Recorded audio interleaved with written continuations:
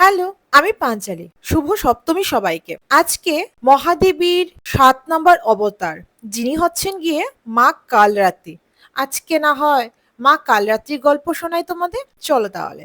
মা কালরাত্রি হচ্ছে অশুভ ধ্বংসকারিণী এবং সাহস প্রদানকারিণী। উনার ফেভারেবল কালার হচ্ছে অরেঞ্জ। তাই আমিও আজকে একটি অরেঞ্জ কালারের শাড়ি পরে নিলাম। যখন ভূত লাইক শম্ভু, নিশম্ভ, চণ্ডা, মুন্ডা, রক্তবীজ পৃথিবীকে ধ্বংস করে দিচ্ছিল, তখন মাতা পার্বতী ওনার সোনালী বর্ণ ত্যাগ করে এক ভয়ঙ্কর রূপ ধারণ করেন। ওনার বর্ণ ছিল তখন কুচকুচে কালো, চুল কালো, ৩টি চোখ এবং ৪টি হাত। ওনার এক হাতে কাটা মুন্ড, আরেক হাতে তরবারি এবং আরেকটি হাতে লোহার বাটি। ওনার বাহন গাধা, যা নাকি রিপ্রেজেন্ট করে নম্রতা এবং সহনশীলতা। আজকে আমি ভোগ নিবেদন করেছিলাম গুড় দিয়ে বানানো মালপোয়া।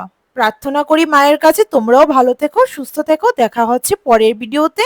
জয় মাতা দি।